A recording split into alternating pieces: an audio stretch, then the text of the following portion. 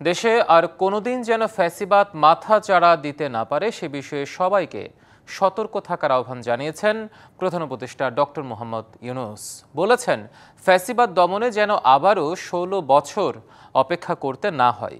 প্রধান উপদেষ্টার কার্যালয়ে জুলাই গণঅভ্যুত্থান পুনরুত্থান কর্মসূচির উদ্বোধন করে তিনি বলেন, গণঅভ্যুত্থানের মর্মবাণী ছিল ফ্যাসিবাদ মুক্ত নতুন বাংলাদেশ।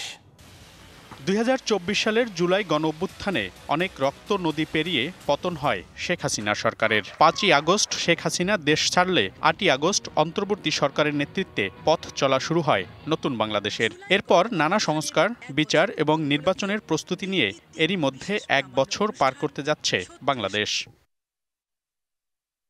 এই অবস্থায় পহেলা জুলাই থেকে মাসব্যাপী জুলাই অভ্যুত্থান পুনরুত্থান কর্মসূচির আয়োজন করে সরকার। মঙ্গলবার প্রধান উপদেষ্টা কার্যালয়ে এই কর্মসূচির উদ্বোধন করেন ডক্টর মোহাম্মদ ইউনূস। জুলাই মাসে আমাদের শিক্ষার্থীরা যে আন্দোলন শুরু করেছিল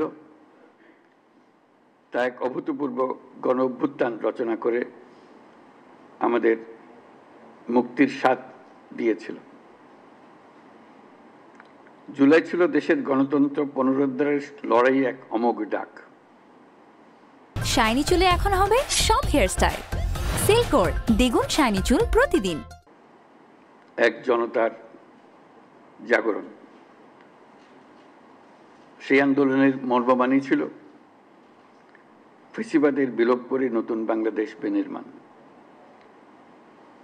রাষ্ট্রকে জনগণের হাতে ফিরিয়ে দেওয়া। সম্ভাবনা থাকলেও সামনে পথ কঠিন উল্লেখ করে সংস্কারের সুযোগকে না হারানোর আহ্বান প্রধান উপদেষ্টার। আমরা আজ মাসব্যাপী যে কর্মসূচির সূচনা করছি তা শুধু স্মরণই নয়, বরং একটি নতুন শপথ। গত বছরের জুলাইয়ে দেশের সকল শ্রেণীর, পেশা ও বয়সের মানুষের মধ্যে যে ঐক্য তৈরি হয়েছিল, আমরা চাই এই জুলাইয়ে সেই ঐক্য আবার সুসংহত হোক। ফ্যাসিবাদের জন্মের আগেই তা প্রতিহত করতে হবে, যাতে আবারও ১৬ বছর অপেক্ষা করতে না হয়, যোগ করেন প্রধান উপদেষ্টা।